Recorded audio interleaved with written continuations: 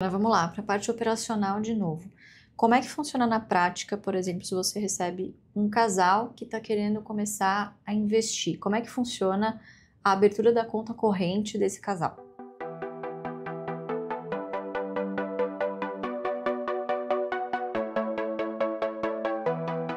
Corrente desse casal. Pensando em conta investimentos, a gente pode ter a conta individual, cada um tem a sua, ou pode ter a conta conjunta. Mas a conta investimento, a conta conjunta não tem a mesma função de uma conta conjunta bancária. Que, por exemplo, você vai comprar algumas ações. A ação só tem um titular. Qual Certo. dos dois? Não dá para você ter dois titulares. É diferente de valores financeiros, né? Você não pode ter dois titulares de uma mesma ação. Exatamente. Então, a conta conjunta de investimentos não tem uma função. É muito mais simples, mais fácil cada um ter uma conta e um dar o acesso para o outro na conta. Mas vamos voltar nesse caso, por exemplo, que o casal insista na conta conjunta. Quem for o primeiro titular é que oficialmente vai ser o dono dessas ações perante a contraparte central, é isso? Exatamente. Perante o imposto de renda e essas coisas todas. Isso. Tá. Então, o ideal pela parte prática e operacional, na sua opinião, é que cada um tenha a sua conta investimento, certo? E aí, caso o casal queira e opte por fazer isso com transparência entre os dois, cada um pode ter acesso à conta do outro. Exatamente. E esse acesso, ele pode ser só de um acesso de visualização, pode ser um acesso de representante de conta, eu dou ordem na sua, você na minha, como é que funciona isso? Pode ser apenas de visualização, sim, ou de operacional também, cada um pode ter acesso de passar ordens para o outro. Passar ordens para o outro, tá, então vai a gosto do freguês, o combinado não sai caro. Exatamente. O que você combinar, claro, você como assessora tem que executar as ordens dessa maneira. Legal. Ô, Ana, agora partindo um pouco para a prática, né? Você já deve ter visto de tudo também entre casais, obviamente, né? Por conta de LGPD, não falando nomes aqui, né? Apenas como fato de exemplo, mas você já viu algum caso, por exemplo, em que uma das partes, às vezes, tinha um pouquinho mais de conhecimento sobre o mercado financeiro e acabou usando essa abertura de contas para casais como forma de incentivo para o seu par? Sim, é bem comum que os dois abram a conta, mas sempre um sabe mais do que o outro, ou se interessa, não conhece muito bem, tem medo. Então, acaba acontecendo de abrir as duas contas, um dá mais pitaco ali, né? Fala, ó, vai por aqui, vai por ali, né? E aí o outro vai falando assim, não sei, eu ponho um pezinho aqui, tenho medo. Então, assim... Então, sempre respeitando o perfil de investimento de cada um e a individualidade também, né? Tem gente que gosta mais de ações, tem gente que gosta mais da renda fixa, acho que vai muito do apetite de risco e também do nível de conhecimento que tem sobre os ativos, né? Exatamente. Um caso que chamou muita atenção foi de um casal que eles investiam apenas por uma conta de um deles, por opção deles. E fazia os investimentos em ações, tá? Chegou um dia que o dono da conta falou assim, Ana, a minha esposa não está segura, ela não está confiante nessa ação aqui específica, ela não quer ter ela em carteira. Então, nós conversamos aqui, eu gosto dessa ação, mas ela não gosta, então... Para o bem da nossa relação, eu prefiro tirar essa ação aqui da carteira. Porque ela não está muito confortável. No caso, o patrimônio era dos dois e os dois investiam juntos, nome de uma pessoa só. Ah, entendi. Curioso também. Ela gostava, assim, não me sinto segura, então prefiro não pôr dinheiro nessa ação. Ah, legal. Um exemplo bom, um exemplo bom. A gente até agora só deu exemplos positivos, né? Obviamente, ninguém entra num relacionamento pensando que esse relacionamento vai acabar, mas são ossos do ofício, acontece, a vida se sobrepõe e pode acontecer uma separação entre esses casais, né? Quais exemplos que você já viu na prática, né? E como que esses casais acabaram resolvendo isso? Teve um até recente, que é um casal que ele se separou. Eles investiam em apenas uma conta, apenas na conta dele. E no momento ali da separação, metade dessa carteira foi para ela. Mas ela não tinha nenhum conhecimento, ela não tem nenhum conhecimento de investimentos. Então, é uma carteira que está muito bem montada, só que ela está com metade dela, um patrimônio relevante, só que ela não sabe como tocar. Ela caiu no colo dela metade e ela fala assim, e agora? Qual é o próximo passo, Exatamente. Né? Ela não teve uma educação ali financeira que ele tem, então agora ela tem que aprender a como lidar com esse dinheiro. E é uma das coisas que a gente sempre fala aqui, né? Sempre vai ter alguém ali do casal que se interessa mais ou que se interessa menos, né? Ou um que é o provedor e o outro que vai ser o gestor. ou em alguns casos, como até casos que a gente já mostrou aqui, inclusive nesse vídeo, né, de que ambos se interessam, ambos tomam a decisão conjunto e vão remando para o mesmo lado, né? Então, obviamente, a gente não está aqui para ditar regras e dizer o que é certo e o que é errado, mas quanto mais essas pessoas puderem se envolver e entenderem o que está por trás da tomada de decisão, de qual estratégia está sendo levada em conta, acho que é melhor, né? Acho que é por isso que o jeito Barsi de investir também encaixa muito para famílias, né? Principalmente para casais, no momento de começar esse investimento de longo prazo. Exatamente. É primordial, diria. Que agora ela não sabe o que fazer com esse patrimônio grande. Ela pode até... dilapidar o patrimônio. Exatamente. É complicado. Ana, e aí você tocou num ponto crucial, que é quando uma das partes, às vezes, ou não tem conhecimento, não necessariamente por dolo ou por má vontade de uma das partes do casal, mas porque realmente a pessoa não se interessava e aí cai numa situação como essa em que recebe um patrimônio, né, e não sabe muito bem o que fazer com isso. Mas invertendo um pouco a lógica, vamos supor que esse casal decida investir em uma única conta corrente. Como é que funciona para essa outra pessoa? Por exemplo, corre o risco dessa outra pessoa não ter o conhecimento do que um dos cônjuges está fazendo com esse patrimônio? Sim, se tiver o acesso completo na conta, os dois tiverem o acesso na conta, pode sim até vender toda a carteira inteira e tirar o dinheiro da conta. Tá, porque lembrando que é o seguinte, a conta investimento, só para a gente recapitular, mesmo que seja uma conta corrente, ela necessariamente vai estar no nome do primeiro titular, porque a gente não pode ter mais de uma titularidade para as ações, por exemplo, ou para títulos públicos, né? É isso. Então, na minha opinião, isso aqui é uma opinião enviesada, eu não sei qual que é a sua, se até fica à vontade para dar. Eu, particularmente, não sou casada ainda, mas quando vier a ser, gostaria de manter a minha conta corrente com a minha conta investimento, com a minha privacidade, a conta dele, com a privacidade dele. Caso o casal queira ter ciência, né, e aí tem que ter a permissão de ambos os lados, né, para um ver o que o outro está fazendo, até sob o ponto de vista não só de aprendizado, mas também de vigilância, se essa pessoa está precisando de alguma ajuda, está se alavancando ou coisa do tipo, ou esse casal pode optar por não saber o que o outro tem. É isso. Basicamente, também é a gosto do freguês, o combinado não sai caro. Exatamente. O que também pode ser feito? Cada um ter a sua conta e pode criar uma terceira conta aqui, em nome de um deles ou dos dois, mas com acesso dos dois para investimentos do casal. Então, se o casal tem um sonho de comprar um imóvel, alguma coisa assim, e dos dois, pode ser feito nessa terceira conta. Cada um faz o seu e uma terceira conta. Pode ser algo interessante. Entendi. Então, por exemplo, você quer ter uma reserva de viagens. Sim. Você faz nessa terceira conta, que é uma conta conjunta dos dois, em que ambos têm tanto o acesso de visualização como o operacional dessa conta, e aí os dois vão contribuindo para essa conta e fazendo os investimentos de forma conjunta. Exatamente. Para separar e ter a individualidade na conta de investimentos de fato.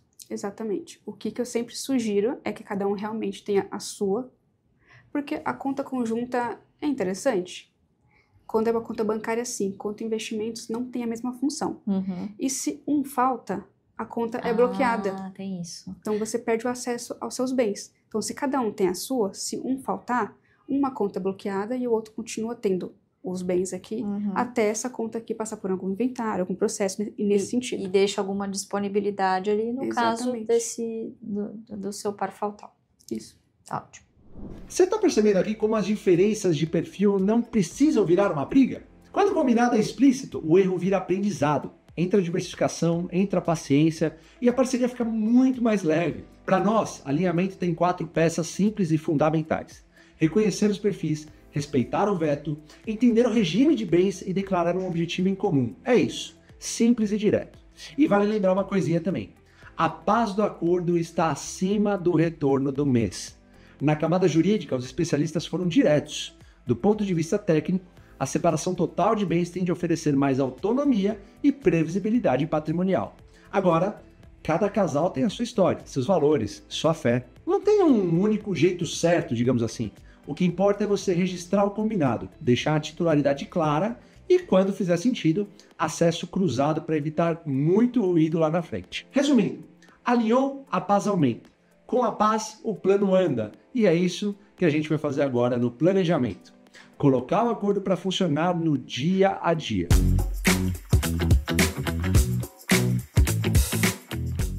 Eu queria entender o que fez você, diferentemente de outras pessoas que, né, a gente teve contato, né, casais também que estão no nosso círculo de convivência, o que no Jeito Barsi de Investir mais chamou a atenção de vocês que fez, bom, agora é isso, eu vou engatar nesse caminho? Teve uma virada de chave, assim, que vocês conseguem lembrar? Aí talvez tenham duas respostas também. Uhum. Para mim foi curiosidade. O que era isso, né? Eu tinha tido uma experiência ruim em bolsa e entendi que era um método diferente, ou uma forma diferente de encarar a bolsa. Então, eu fui por curiosidade, por aprender. E aí, no final das contas, eu me apaixonei. Era pandemia, não tinha nada para fazer mesmo. Então, a gente sentava... Ao invés de maratonar Netflix, né? Ao invés de maratonar Netflix, a gente maratonava as aulas. E foi super gostoso. E aí, acabou o curso, eu estava pronta, né? Ai, que legal. E você, Zé? O que no curso pegou a gente, sim, na primeira aula, na primeira frase, foi: nunca gaste mais do que você ganha. Falei, pronto, me ganhou. Me ganhou. Ué, segue o que eu penso. É fácil, né? Quando você conflui assim. Se o cara falar, você tem que gastar mais, você fala, pronto, perdeu, já não vou. Já não vou ouvir aqui. Eu acho que aí é que tá uma coisa interessante. As pessoas querem ter ganho rápido. Aí quando você fala que você tem que juntar, ter reserva, não gastar mais, que você vai ganhar ao longo do tempo, você fala, não, mas eu quero ganhar amanhã, porque aquele influencer falou que com um mês ele vai ganhar 60%. Aí esse tipo de discurso não cola com a gente. E o discurso, gente, vocês têm que economizar, vocês têm que gastar menos do que vocês ganham para poder investir. Patrimônio é a medida do ego, porque você precisa de renda. Claro, eu quero renda, tipo, eu quero uma hora poder aposentar, e para aposentar eu preciso de renda, não preciso de patrimônio. Eu não vou ficar vendendo, se eu vender o patrimônio, faço o quê, né? Então, foram esses valores, eu acho, os valores básicos que, de fato, fizeram a gente apaixonar pelo método, sabe? Tipo, combina comigo. De novo, pode ter outros, não tem problema. Tem outros, tem gente que ganha dinheiro, tá tudo bem. Mas combina com os nossos valores pessoais. Acho que a metodologia faz sentido, né? Ela não é uma promessa, ela faz sentido. Legal, gente. A gente falou de como vocês começaram, mas eu queria entender, por fim, como que é essa rotina de vocês como investidor. E como eu digo rotina, o que vocês costumam acompanhar? Vocês discutem juntos do tipo, poxa, ó, esse mês a gente tem tanto para investir, a carteira de vocês está junta, está separada. Como que funciona assim no dia a dia de vocês hoje, enquanto estão construindo, enquanto vocês estão pavimentando esse caminho para a liberdade financeira? Se vocês puderem falar um pouquinho. A gente tem um aporte mensal, tipo débito automático, que é para nem ter que lembrar que tem que fazer. Investimento em bolsa está comigo. Reserva de emergência. Reserva de emergência está com ele. Banco separado, que é para não misturar. Então... Mas isso é assim, é uma rotina normal. E assim, de verdade, é uma rotina prazerosa. Isso não nos dá trabalho, isso não nos deixa estressado. Assim, não, é gostoso. Gente, vamos colocar tanto aqui no Banco do Brasil, colocar tanto aqui na Taesa, colocar tanto aqui no Santander. Sabe, uma discussão que a gente discute, não, o Santander não está bem agora, e faz tempo, mas sempre pagou, né, ali 6% todo ano. Então, assim, é uma conversa boa, uma rotina gostosa. Última perguntinha, agora prometo que é a última. Vocês acham que o Jeito Barsi de investir, os dividendos hoje, mudaram a vida de vocês, assim, até o relacionamento, a forma com que vocês tratam os investimentos entre casal? Eu acho que deixou a gente mais próximo, falando em investimento. por conta da outra pergunta, né? Da resposta da outra pergunta. Eu me considero mais conservador e ele mais arrojado, porque ele olhava outros tipos de investimento. Eu nunca tive muita paciência, eu nunca gostei muito. Uhum. E do AGF, os dois gostam. Então, é isso que a gente falou, né? A gente discute da ação da empresa, né? É um hobby. É um hobby, é quase um hobby. Exatamente. É um hobby. E principalmente, o AGF, ele trouxe uma coisa para nós, repetindo, essa consistência, esse saber o que fazer, esse não ter que ficar pensando, o que eu faço agora? Não tem mais isso. Entra o dinheiro, já vai uma parte para a AGF, para fazer isso. E isso nos uniu como casal. Não nos uniu em termos de decisão de investimento. Tá fácil agora. O difícil agora é descobrir. Vai ser Banco do Brasil, vai ser Taesa, vai ser Caixa. É só isso que tá difícil. É coisa barata ao mesmo tempo. E agora? De próximas gerações, o que vocês imaginam assim passando de legado, né, para Lulu, para o José Vicente? A gente entende o dinheiro como uma proteção, né, amor? Sim. Então, para nós é importante que a Lulu desenvolva capacidade de discernimento, de bom senso, para tomar boas decisões. Para que essa proteção seja realmente efetiva e que possa também ir aumentando com o decorrer do tempo, né? Ficando cada vez mais protegido. Mas a gente acredita que ela aprende de duas formas principais, 3, na verdade. A primeira que a gente fala sobre isso, mas tem o universo dela, enfim. A gente não sabe exatamente quanto ela está aprendendo. 2, nós sempre conversamos sobre o assunto na frente dela, então ela também ouve o que a gente está dizendo. E 3, pelo nosso exemplo também, porque eu acho que criança aprende também pelo exemplo, não só pelo que se fala, mas também pelo que se faz. Então, por exemplo, eu muitas vezes invisto, converso com a Maju, mas eu estou lá em outro lugar, invisto, e ela nem percebe isso. Mas a gente separa um momento do mês em que a gente faz as nossas doações, em que a gente faz também os nossos investimentos. Filha, agora a gente vai investir. E aí ela vê lá, a gente entra, faz o investimento, tal, conversa com a Ana, tal, enfim. E ela acompanha isso.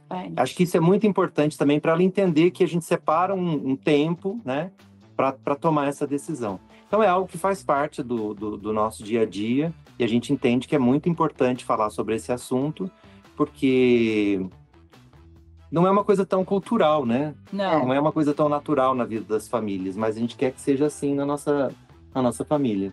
Se vocês puderem compartilhar com a gente, então, alguma dica, né, ou experiência que ajudou vocês a lidarem melhor com esse assunto. Essa decisão sobre os recursos da família precisa ser tomada de uma forma bastante racional, com bastante atenção.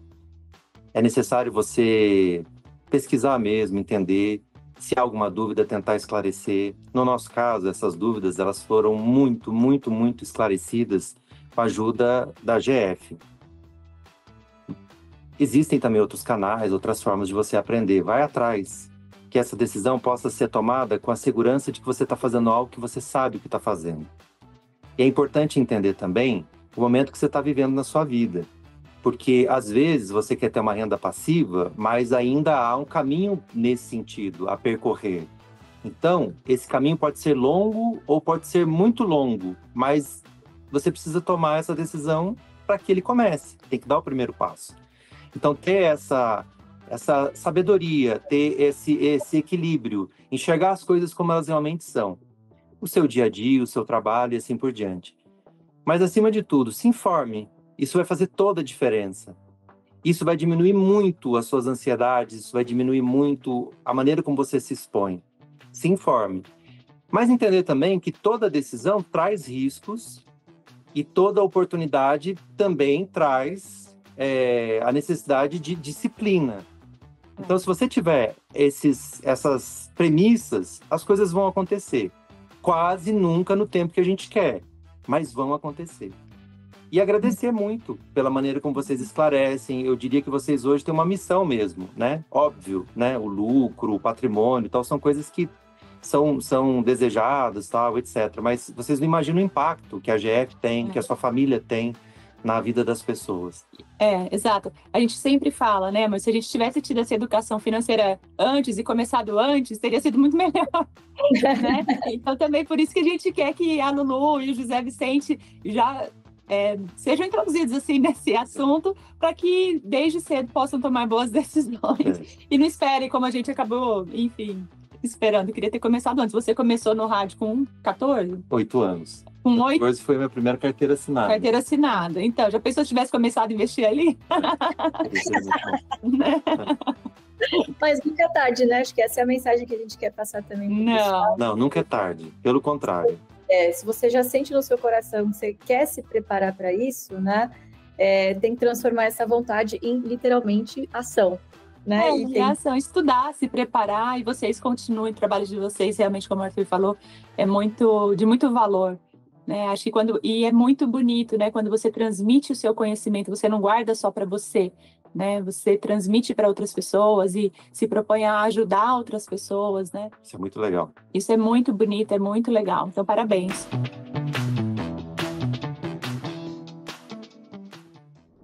Bom, pessoal, agradecer novamente a doutora Tassiana, porque o nosso primeiro encontro não foi suficiente, né, doutora? Muitos temas, muitas dúvidas ainda para responder, então obrigada novamente aqui por se disponibilizar agora remotamente. E eu acho que dessa vez eu queria começar o nosso papo, Tassi, falando sobre casais, tá? Porque, querendo ou não, para o começo de uma família, necessariamente você precisou tomar decisões, muito provavelmente, a priori, em casal, né? E a gente conversou com alguns casais aqui para fazer essa série, e alguns casos em que essas pessoas estavam convergindo para o mesmo lugar, ou que um tem um nível de conhecimento sobre investimentos maior do que o outro, enfim. E claro que a gente não está aqui para ditar regras e dizer o que é certo e errado, né? Até porque eu acho que ultimamente essa questão de investimentos em casais ganhou uma conotação polêmica que, na minha opinião, não deveria, né? Eu acho que a conotação até cultural, que é normal, né? Tem uma conotação cultural, tem também uma conotação que tem de pano de fundo questões religiosas, né? Mas falando sobre o ponto de vista estritamente jurídico, né, da instituição casamento como um contrato entre partes, né, que no final do dia não deixa de se tratar disso, como que a escolha do regime de casamento, e aí no final eu vou dar até a minha opinião pessoal sobre isso, né, baseado na nossa experiência aqui, como que a escolha do regime de casamento, ela impacta na forma com que o casal investe? O tema é polêmico, eu começo primeiro agradecendo novamente estar aqui, é uma alegria poder contribuir com a GF. Tem um impacto direto em relação às questões tanto envolvidas na separação do casal, caso isso aconteça, né? Quanto nas questões sucessórias, como nós falamos na outra ocasião, o que acontece quando a pessoa falece, né? E como essa herança se transmite. Então, a escolha do regime de casamento, ela é fundamental para que você estabeleça um marco no tempo e separe tudo aquilo que foi acumulado pelo casal para que não se comunique, né, um com o outro pós-casamento e a posteriori, né, depois da cerimônia ali, do evento do casamento. Essa clareza no momento do casamento, essa clareza no sentido de como nós iremos tratar esses bens que são meus, seus e nossos, ela é fundamental porque ela evita uma disputa em eventos, como eu falei no início, de separação ou eventos sucessórios, né? Além disso, hoje você tem um perfil de empreendedorismo maior, então o casal ele não é uma célula isolada, né? Ele tem credores, ele tem as pessoas que estão envolvidas nas suas próprias empresas, você tem desde, eventualmente, uma babá, uma empregada doméstica na sua residência, e essas contrapartes que convivem conosco, né, na vida social, podem interferir no nosso patrimônio quando elas passam a ser credoras de algum direito ou de alguma obrigação. Se você tem os patrimônios segregados, isso, na minha opinião, facilita muito a preservação da família como um todo, né?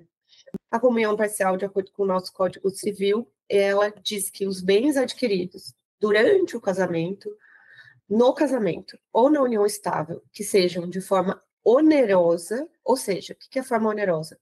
É quando o casal colocou um esforço ou um recurso financeiro, tá? Eles são considerados bens comuns do casal. E aí, a lei diz, eles pertencem a ambos em partes iguais. Então, ele pertence a ambos em partes iguais. Ah, tá, mas eu casei, aí eu fiquei em casa e a minha mulher foi trabalhar. Ela que ganhou todo esse dinheiro. Não importa. É dos dois, igual, tá? Então, a lei diz isso. E os bens adquiridos antes do casamento desses cônjuges, eles não se comunicam. E bens adquiridos de forma gratuita, porque a lei usa essa terminologia, eles também são considerados bens particulares, tá? Então, casos uma herança, por exemplo. É exatamente isso. Legal, acho que deu para a gente entender, né? Claro que a gente sabe que esse assunto aqui daria um episódio sozinho da gente batendo papo aqui. Mas só para o espectador que tá, telespectador que está assistindo a gente, para a gente sintetizar um pouco as ideias, você consegue resumir para a gente, então, na hipótese de um casal que invista em ações, seja numa carteira, cada uma sua, ou concentrada numa carteira só, quais são os desdobramentos em caso de separação ou um evento de sucessão, né, seja a doação ou a morte, em cada um dos regimes, a gente começando, então, dos mais fáceis, né, que são os extremos, que é separação total, comunhão total, e aí, por fim, aqui é mais o regime mais comum aqui no Brasil, que é a comunhão parcial, por favor. Na separação total, como nós havíamos falado, a separação total, não tem dúvida, separou, continua como estava no casamento, né? Eu tinha minha carteira, você tinha a sua carteira, eu adquiri dividendos, juros sobre capital próprio, minha carteira, minhas ações foram agrupadas, tanto faz. Tá. Não acontece nada. Lembrando que, nesse caso, o ideal para cada um se proteger é, mesmo tomando as decisões de investimento em conjunto e um ciente do que o outro está fazendo, remando para o mesmo lado, é ideal que se faça cada um no seu CPF, na sua própria conta de investimento. É isso, né? É isso. Show. Isso. Como você falou, eu amei cada um no seu quadrado. Na comunhão universal de bens. Comunhão universal, separamos, vamos fazer a partilha, metade de cada um, tá? Aí poderíamos entrar numa discussão de eu posso dividir metade que eu quero Banco do Brasil e eu quero Petrobras? Não, você tem que dividir metade, metade. Entendi. Os bens tem que ter, a lei estabelece que tem que ser igualitária a partilha. Na mesma forma, se for um evento de sucessão, então o cônjuge enlutado ou enlutada vai ter que ficar com a metade de cada partezinha daquela. Porque a gente falava sobre isso, né? A ação é um bem individualizável, né? Inclusive, no nosso imposto de renda, ele fica ali individualizado, né? Cada papel tem a sua característica, o seu nome, enfim.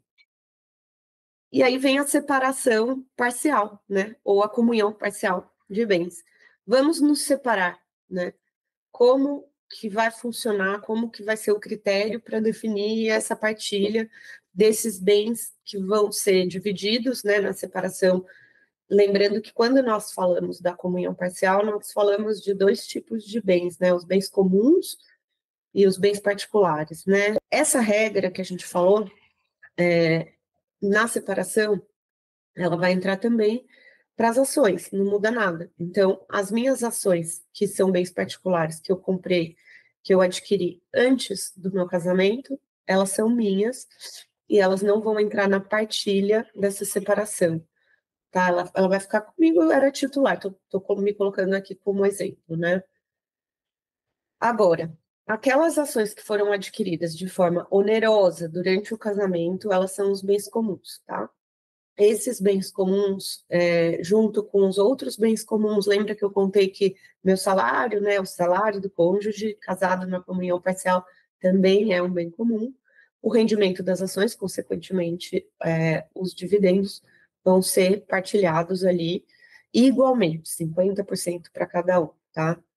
Perfeito. Aí, as ações que eu recebi por herança, né, durante esse casamento, essa não vai se comunicar, não entra na partilha, tá?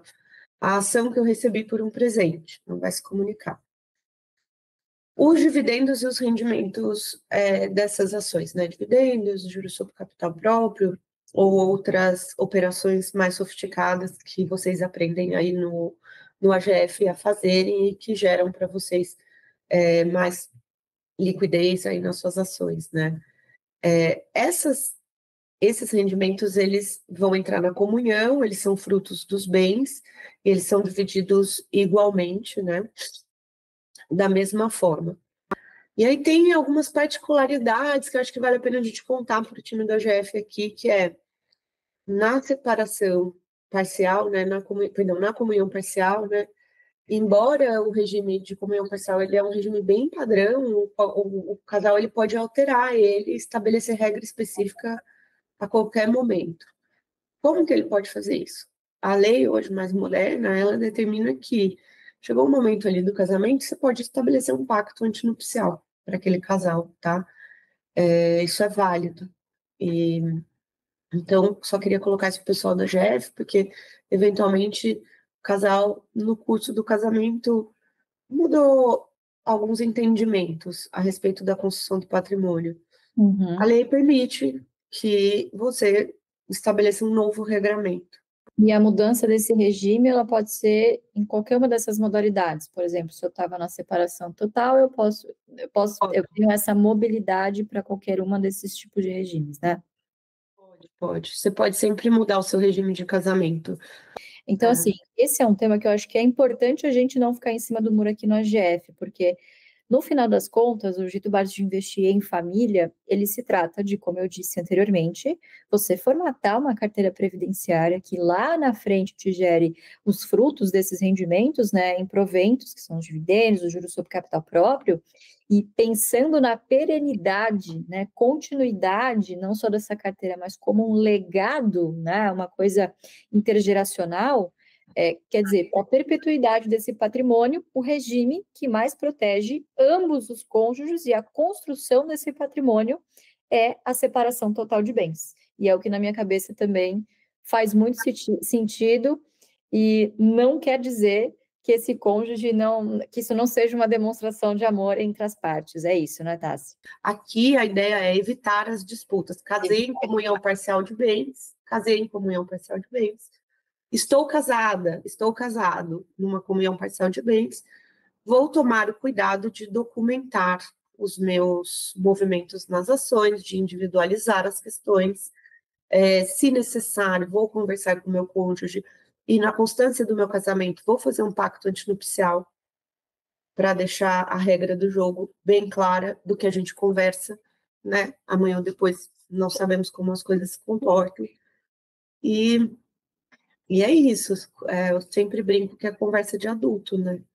A gente é adulto para casar, tem que ser adulto para ter essa conversa, né? É verdade, tem que ser adulto para falar sobre dinheiro também, não pode ser um tabu. Você viu como o planejamento tira o peso do improviso? Quando a reserva de emergência vira pacto, quando as contas dos filhos ganham propósito e quando os combinados ficam claros, a rotina financeira fica muito mais leve. E a família muito mais protegida também. Na parte técnica, os especialistas foram bem retos. Planejar em vida traz eficiência fiscal, menos litígio e protege o cônjuge. É um tipo de cuidado simples que poupa tempo, dinheiro e muita dor de cabeça, pode acreditar. Planejar em casal é trabalhar em equipe. Metas claras ajudam a medir avanço e também ajudam a reduzir a ansiedade, por exemplo. Pode ser manter o padrão de vida quando a renda do trabalho cair, por exemplo.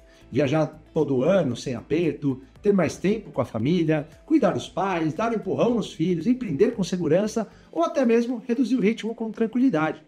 Escolha o que faz sentido, escreva, acompanhe e comemore as pequenas vitórias. E a base desse plano no nosso método é simples: empresas sólidas que pagam dividendos em setores perenes.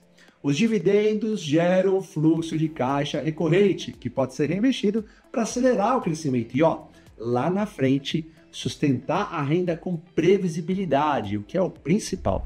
A gente espera que esse episódio tenha ajudado você a enxergar na prática como é possível começar a investir e transformar cada aporte em um verdadeiro legado familiar. E na terça-feira, dia 2 de agosto, vai ser a vez do tema Sucessão Patrimonial, um detalhe especial. Depois do conteúdo didático, os sócios do AGF vão entrar ao vivo para tirar todas as dúvidas diretamente de vocês, o nosso público. Por isso, continue acompanhando a série e compartilhe esse vídeo com quem você acredita que pode se beneficiar dessas ideias. Afinal, educação financeira não transforma só a vida de uma pessoa, mas pode mudar o destino de toda uma família.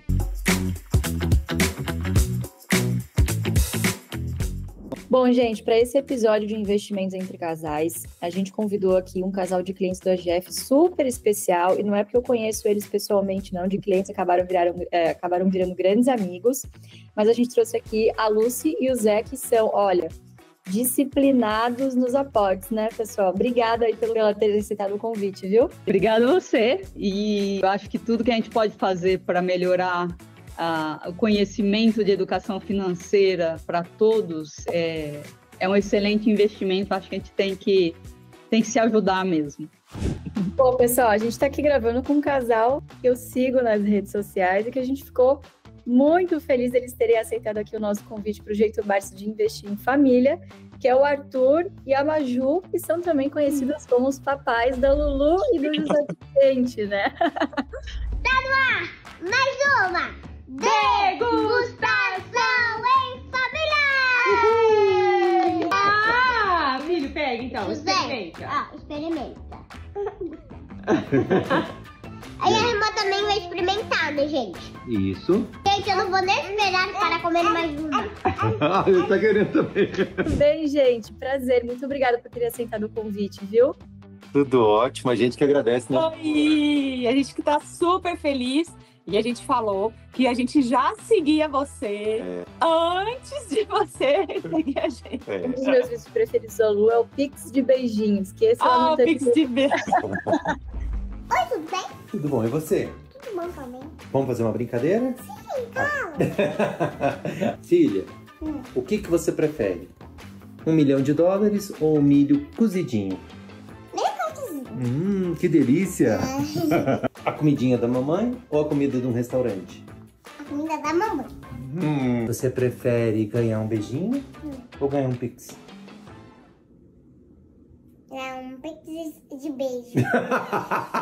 Que dúvida. Bom, vamos lá, para o pessoal começar conhecendo vocês, se vocês puderem contar um pouquinho de como é que a história de vocês de casal começou. Há quanto tempo vocês estão juntos? Conta essa história para a gente conhecer o contexto.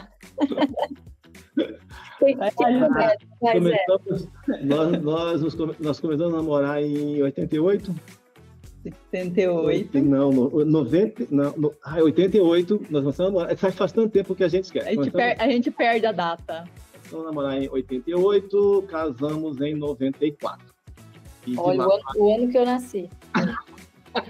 Pois é, obrigado. Exatamente. A gente corta essa parte, tá? Mas eu precisei falar. Passamos um tempo morando nos Estados Unidos, 2010 até 2012. De Campinas viemos para São Paulo. Então, assim, é uma construção, inclusive uma construção de carreiras em multinacionais juntos. Áreas separadas, mas um sempre puxando o outro. É isso aí. Antes de vocês se conhecerem, se vocês puderem falar um pouquinho de como que era a relação de vocês individualmente com o dinheiro, né, com os investimentos, se vocês investiam ou não, e o que mudou depois que vocês se tornaram um casal. Eu digo que eu sempre fui muito seguro com o dinheiro. Eu sempre tive medo de não ter dinheiro. Então, eu ganhava e sempre guardei. Eu acho que, na verdade, eu gastava menos para poder ter. Então, isso já está em mim desde que eu comecei a ganhar dinheiro. Desde que comecei a trabalhar há muito tempo atrás. Comigo, mais ou menos a mesma coisa. Primeiro eu poupava e depois eu gastava, né? Primeiro eu guardava e depois eu gastava. Sempre foi muito nesse caminho. Pelo que eu entendi, dos dois em casa sempre houve assim, o assunto de dinheiro foi tratado e todo mundo lidava bem com isso? Como que era na família de vocês crescendo? Do meu lado, o ensinamento era estuda, trabalha, ganha e paga suas contas. Porque uma coisa que meus pais prezavam muito era o nome. Não tínhamos posses, não éramos ricos, muito pelo contrário. Mas, assim, o nome tinha que estar limpo. Era falado, mas não tanto. Por outro lado, meu pai, ele faliu, né? Acho que mais de uma vez até. Então, isso também ficava na minha cabeça. Tipo, eu não quero passar por isso. Eu acho que Zé não sentiu tanto, mas uma das coisas que eu senti muito quando a gente comprou o primeiro apartamento, né? Era assim, tinha comprado o primeiro apartamento, ia fazer a reforma, e eu estava dando meu dinheiro para a reforma. E aí, assim, mas tipo, não é meu apartamento, é nosso apartamento. Sabe, essa parte, eu confesso que no começo, para mim, foi muito esquisito ligar com esse negócio, né? Nosso, né? O que é nosso? Era sempre para mim, sempre foi muito meu. Então, de repente, o nosso foi um pouco mais complicado para mim no começo. Eu tinha esquecido disso, mas realmente ela começou, mas então, o dinheiro eu vou colocar aqui, você vai colocar o dinheiro, e aí o seu apartamento é nosso. Ela ficava olhando para mim com uma cara de desconfiada. Isso porque nós já tínhamos 5 anos juntos. Olha só. Mas meu era do tipo, meu é meu, nosso, o seu é nosso, meu é meu, o seu é nosso. Exatamente, eu sigo exatamente essa mesma política, o que é meu, o que é seu é nosso, meu bem, não é isso? Então, eu sou a Maju, Maria Júlia, sou jornalista, me formei em São Paulo, na Casper Libero, e aí, assim que eu me formei, vim para Brasília para trabalhar numa empresa aqui no jornal Correio Brasiliense. Sou diretor de uma rede de rádios que tem uma abrangência nacional, nós estamos em todas as regiões do país, são mais de 50 afiliadas, mais de 1.000 municípios alcançados, uma audiência de milhões de pessoas. A comunicação sempre fez parte da nossa história, no meu caso, bem cedo, desde os 8 anos. Meu primeiro programa de rádio eu apresentei com 8 anos de idade. Nossa! Agora a gente já sabe a quem que ela puxou, então, essa desenvoltura. Você começou com 8 anos, Arthur. 8 anos. E agora também, desde a chegada da Luísa, a gente tem a atuação no digital. Isso. E tem sido uma experiência muito especial, principalmente porque a gente tem a chance de se conectar com pessoas como você, e isso tem sido incrível para nós. Eu não tive uma educação financeira. Então, assim, de aprender a respeito de investimentos, né? Então, era assim, eu preciso guardar dinheiro. Mas era disciplinada. Sempre fui muito disciplinada. Então, depois que eu comecei a trabalhar, eu sempre tive uma reserva, mas que estava guardada, não estava investida. E no meu caso, eu tenho também essa cultura que vem de família, mas com viés de investimentos imobiliários. Meu pai gosta desse ramo, trabalha com isso. Então, meio que juntamos as duas coisas e ali no nosso namoro a gente fez o nosso primeiro investimento, que foi um imóvel. Isso. Era um flat, não era nem pra gente morar, era um flat, né? Isso. E por força das circunstâncias, assim, foi horrível. É a lei de Murphy, o primeiro investimento às vezes nunca deu certo, né? Foi muito ruim. Foi muito frustrante. Então nós entramos próximo da Copa do Mundo, então havia uma expectativa que quem investisse em imóvel naquele período ia se dar muito bem. Que ia ter uma altíssima rentabilidade, então a gente estava assim muito animado. E não foi o nosso caso.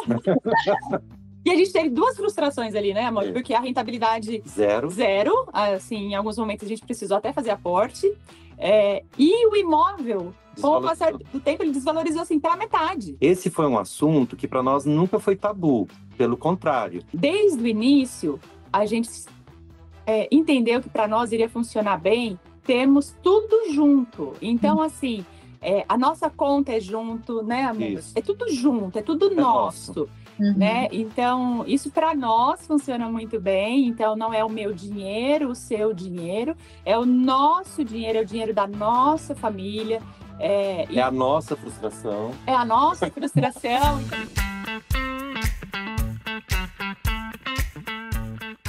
Vamos pensar assim, antes de eu casar, antes de eu juntar a minha escova de dente com alguém, eu vim de uma família que me validou, que me ensinou. Então, eu não chego nesse casamento um papel em branco. Eu chego nesse casamento com crenças, com valores, com vivências, com medo, e eu vou juntar com uma outra pessoa que pode ter ou não as mesmas crenças que eu. Então, se eu lido igual ao meu parceiro, pode ser bom, mas pode acentuar crenças que não necessariamente sejam boas. Então, se eu sou pão dura, meu parceiro é pão duro, a gente vai ser super pão duro junto e vai deixar de viver um monte de coisas. Se eu sou gastona, se meu parceiro é gastão, a gente vai se dar super bem, mas a gente pode, em algum determinado momento, se ver endividado ou super endividado, porque não consegue controlar. Se eu junto com alguém que é muito diferente de mim, não vai ser simples, mas talvez a gente aprenda bastante um com o outro e encontre um equilíbrio. Percebe como é rico esse assunto das finanças entre casais? Bom, pessoal, a gente está aqui com a professora Paula Sauer para continuar esse nosso papo aqui sobre investimentos entre casal. Paula, obrigada por ter aceitado aqui o nosso convite e se apresenta aqui para a nossa audiência, por favor. Meu nome é Paula Sauer, eu sou economista, planejadora financeira, eu sou geógrafa lá atrás, do tempo que eu era carioca, emendei no mestrado em finanças comportamentais e hoje eu estou terminando, se tudo der certo, um doutorado em psicologia clínica e eu estudo, né, a linha de pesquisa é psicologia do dinheiro, né? A gente está no Brasil, tem uma quantidade imensa de pessoas endividadas, inadimplentes, e o tema da tese é infidelidade financeira. Então, tem tudo a ver com o nosso bate-papo aqui. Eu, inclusive, tive a oportunidade de participar dessa pesquisa, até a gente mandou aqui para alguma base de alunos nossos para responderem, até a gente estava conversando aqui nos bastidores, né, que eu me descobri uma infiel neste quesito, e eu nunca imaginei, de verdade. Para entender um pouquinho mais essa terminologia, né, infidelidade, o que você quer dizer com isso? Quer dizer, é simplesmente não conversar sobre dinheiro, é esconder a situação patrimonial? Como que acontece essa definição? É um pouquinho mais do que isso. É você não só mentir, né? Então, você está traindo ali a confiança, mas omitir também. Então, você mente, você omite, você não conta a sua renda, você não conta que você tem uma dívida, você não conta que você tem uma renda maior, você tem dinheiro guardado, que tem, sei lá, um fundo de investimento, uma previdência, uma carteira, uma conta em outro banco. Ou então você tem alguns combinados com seu parceiro, sua parceira, e você quebra e não fala com eles. E, de repente, ele descobre que ele foi enganado, traído. E o que as pessoas falam quando a gente conversa é que é uma dor tão doída quanto se fosse uma traição amorosa, uma traição sexual, a traição, né, a questão da infidelidade financeira, dói tanto quanto e tem o poder, sim, destrutivo, tanto quanto um outro tipo de infidelidade. Pra você ter ideia, um dos principais motivos de divórcio no Brasil e no mundo, não é só aqui, é a infidelidade financeira. Na sua experiência, Paula, como planejadora financeira, é claro que a gente não está aqui para ditar regras e dizer o que é melhor para o relacionamento dos outros, né? De novo, o combinado não sai caro e cada um tem um background diferente, né? Vem de uma cultura de investimento diferente.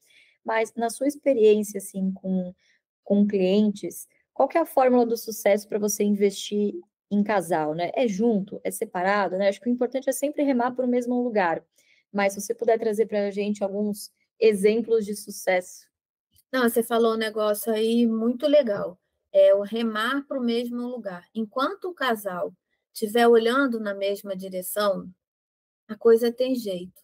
O que a gente vê muitas vezes é silêncio, silêncio, silêncio, silêncio, silêncio, silêncio. E quando eles se dão conta, cada um já está olhando numa direção diferente. Agora, eu posso até fazer diferente, eu posso até agir diferente, mas se eu continuo olhando na mesma direção, uma hora vai ter uma comunicação, uma hora vai ter um acordo, ou mesmo que aconteça um desacordo, se existe a conversa, se existe a transparência, o casal encontra a solução. Pode ter que adiar o plano, pode ter que esticar um prazo, pode ter que mudar o objetivo, mas se eles olham na mesma direção e se eles conversam, se eles estão sabendo, né, o que um está pensando, a coisa funciona melhor. Agora, a falta de comunicação, sem dúvida nenhuma, é uma questão muito, muito forte quando a gente fala da finança, né, entre os casais.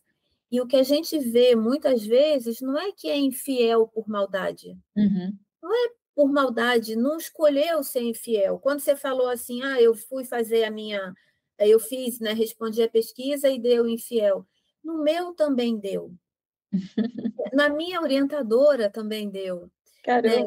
Né? E assim, quando eu conversava com uma porção de gente, também deu. E quando eu olho para os resultados, não aparece tanto infidelidade quanto aparece a fidelidade. A forma que você lida com o dinheiro vai fazer com que você seja mais ou menos. E também não é porque você não quer compartilhar o quanto é a sua renda, ou porque você comprou um presente para o seu afilhado, que você tem que contar tudo.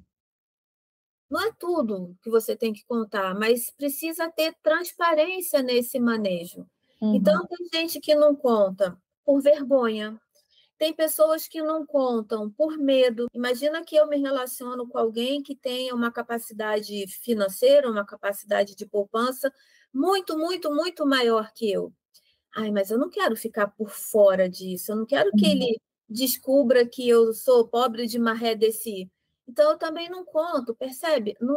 Quando você aparece ali um infiel, não é maldade. Entendi. É diferente de uma violência patrimonial.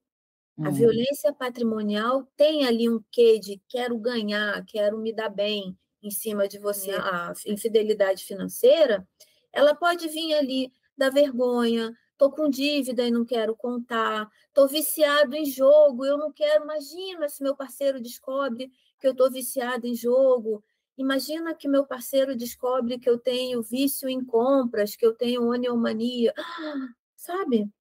Então, muitas vezes essa infidelidade financeira acontece, primeiro, não por maldade, muitas vezes pela falta de comunicação, outras vezes por algumas psicopatias relacionadas ao uso do dinheiro. A ludopatia, né, que é a mania do jogo, a oniomania, que é a mania da compra, a avareza, né? A gente fala aí da avareza, né, o pão durão e tal, mas, cara, a avareza é uma psicopatia e ela tem, né, origem lá atrás. O que esse sujeito viveu para hoje ele reproduzir esse comportamento? Um trauma, né?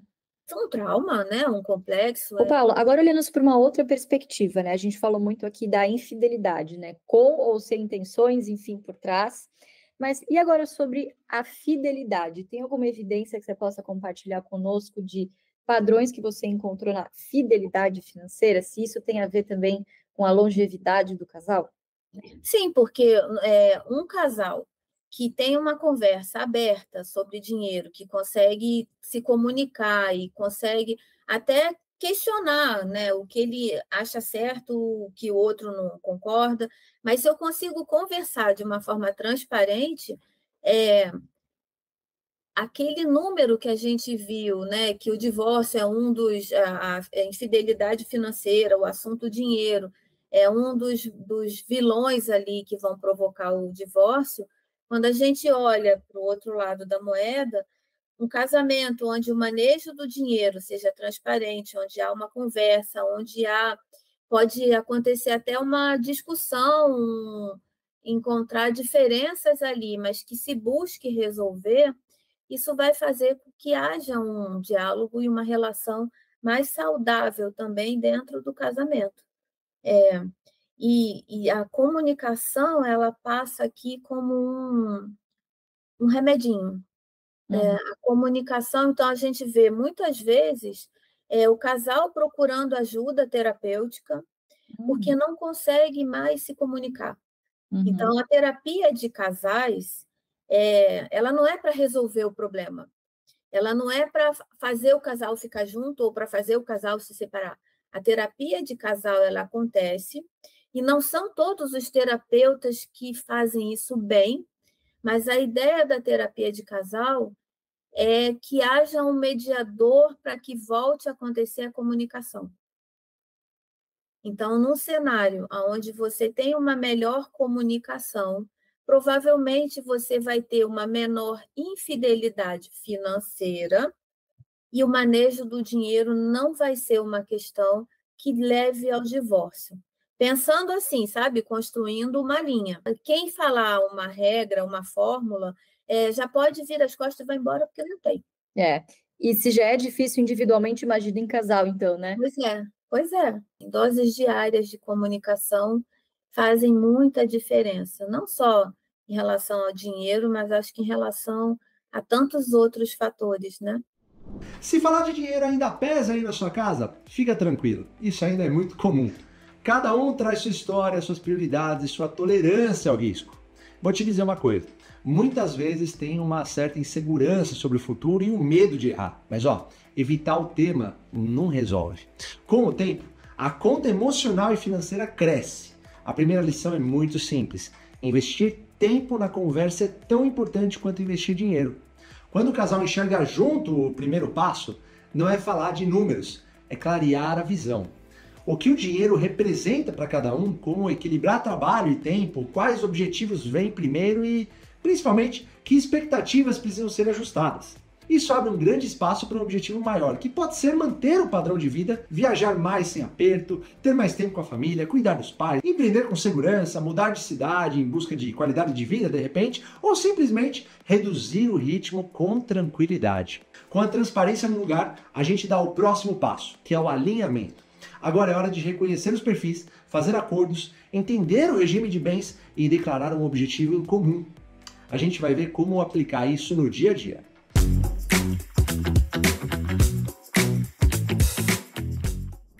Existe alguma diferença de perfil de investidor entre vocês dois? Tem alguém aí? Eu acho que eu já sei a resposta, mas eu vou deixar vocês responderem. Quem que é mais arrojadinho e quem que dá aquela seguradinha do tipo, calma, esse podia, segura. Podemos ter duas respostas diferentes. Mas, o que você acha? Ele é mais arrojadinho e eu sou mais segura. Ele, de vez em quando, a gente sempre conversou de investimentos. Tivemos isso, né? Contas separadas, tivemos época de conta corrente juntas, enfim, a gente já teve de tudo. Mas sempre conversamos de investimentos. E aí, de vez em quando, ele vinha, não, porque eu vou aplicar nisso, aquilo, eu falei, não estou entendendo nada do que você está me falando. Não, mas é bom, é seguro. Eu falei, você tem certeza? Nós vamos perder dinheiro com esse negócio? Então, eu sou mais conservadora, eu sou bastante conservadora, e ele é mais arrojado, ele lida melhor com essa parte. Com essa variação. Com essa variação. Ô Zé, você tem o direito de resposta agora, tá? Não, a réplica. Basicamente é isso, sim. Na verdade, eu estudava os investimentos, eu acompanhava, eu via e eu falava, olha, tem uma coisa nova aqui, vamos fazer isso. Antes de conhecer a GF, eu já tive ações. Eu também, quase morri. Essa daqui desistiu com 3 meses. Eu fiquei 4 anos com as mesmas ações, bonitinha, e só vendi porque precisava comprar um apartamento novo, de novo, né? Mas hoje, eu acho que ela está mais animada, não vou dizer arrojada, mas está mais animada que eu. Porque a GF é conservador. Então, o esquema da GF é conservador, é por isso que eu sou mais animadinha. É simples. Eu adorei essa resposta, porque quando eu fiz a pergunta de quem é mais arrojadinho, eu até me surpreendi aqui, porque eu ia falar, é a Lucy que é mais arrojadinha. Hoje é ela. Hoje é ela. Aportes, não é, Zé? Hoje é ela. Não, mas então deixa eu complementar aqui. Deixa eu complementar aqui. Sim, no passado, a gente morava em Cuiabá ainda, cheguei a aplicar em ações. Eu quase tive um ataque cardíaco com aquilo. Porque sobe, desce, desce, desce. Não sobe nunca mais. Não sobe nunca. Eu vendi tudo, amarguei prejuízo, falei, nunca mais mexo com essa porcaria. Esse negócio de ações não é comigo, não serve para mim, não quero esse negócio. Até que na pandemia, eu fiz o curso da GF, e conforme eu ia fazendo o curso, eu falava assim, isso faz sentido. Agora eu entendi. Essa estratégia de ações, porque ok, tá tudo bem, tem outras. Essa estratégia de ações combina comigo. Investir em empresas combina comigo. Investir para ganhar no sobe e desce não combina comigo, né? Então, é por isso que eu me considero conservadora e, sim, aplico em ações agora. Mas eu sou conservadora. Aplica muito. Uma coisa que foi bem de época de começo de casamento mesmo, e isso veio dizer que a gente criou o costume da reserva de emergência. Que esse foi o primeiro pacto financeiro que nós fizemos. Nós vamos guardar 6 meses de salário para eventualidade e não vamos mexer. Esse fica separado de qualquer coisa. E aí a gente recomeça a guardar dinheiro para fazer as outras coisas. Teve épocas de, sim, sei lá, vai raspar tudo, né? Teve épocas que, sei lá, vai trocar de apartamento, é a época que, tipo, rapela tudo e aí depois dá um jeito, mas... Quem guarda tem, né? É para isso que serve a reserva de emergência também, né? Para ser usada, né? Não só para guardar, né? Mas com poeira, exatamente.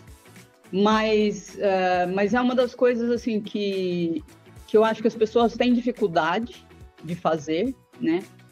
Mas que é tão importante. É libertador. Eu não sei quanto tempo nós temos aqui, mas eu preciso contar esse caso. É sensacional.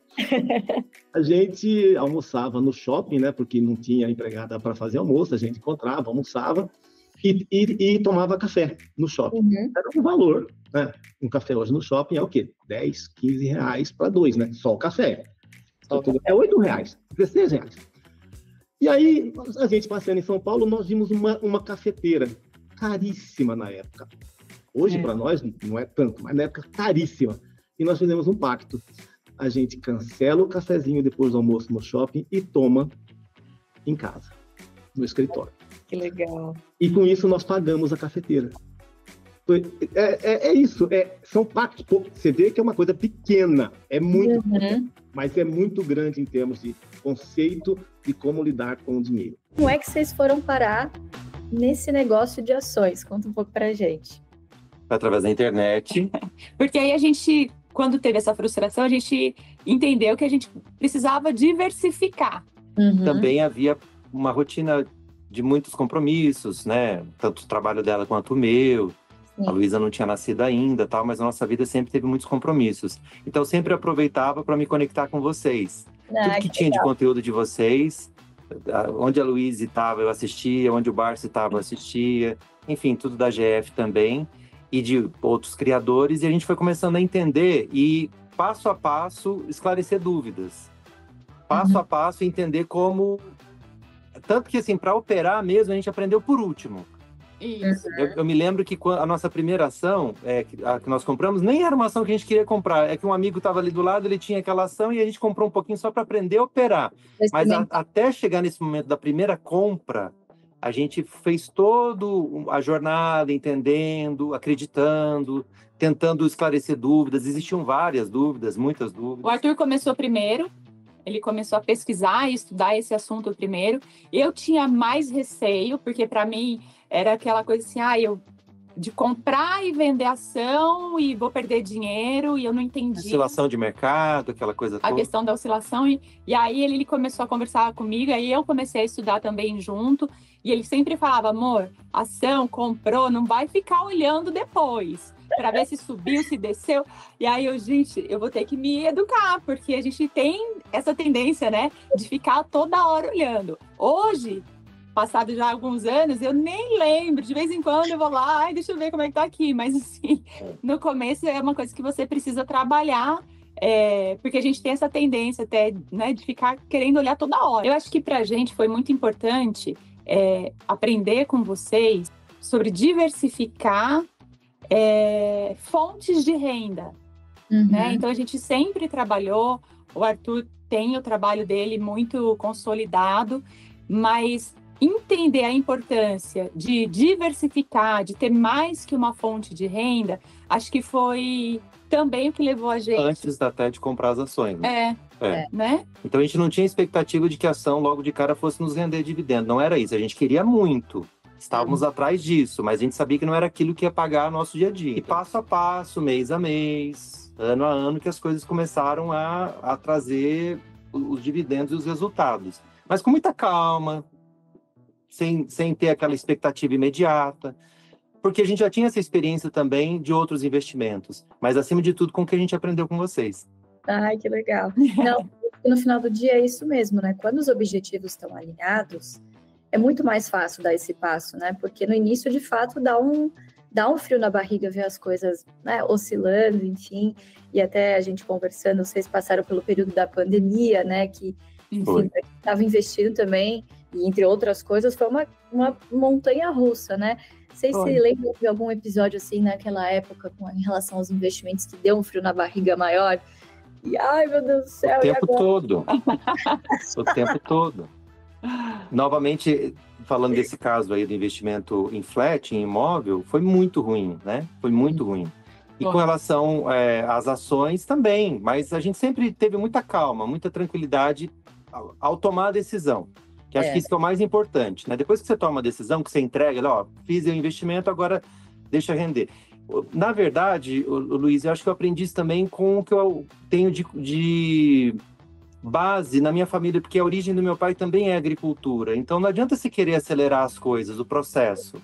Óbvio que quando você planta, ele também é agricultor, você fica preocupado com uma chuva em demasia, você fica preocupado com muito frio, com seca, mas também não há muito o que ficar fazendo depois de tomar a decisão e fazer tudo que você precisa fazer. É entrega.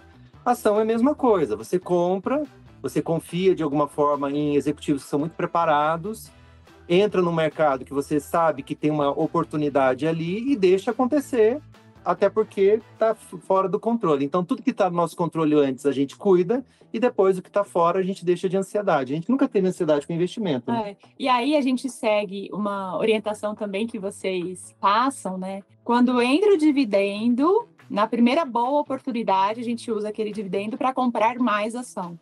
Né? Então... Às vezes é imediato, e algumas outras vezes a gente deixa lá numa renda fixa e compra quando dá. É isso, pingou na conta, aguarda, se tiver uma boa oportunidade no momento, já reinveste, se não tiver, aguarda um pouquinho e aí compra quando for necessário, né? E vai viver a vida, né? Exato.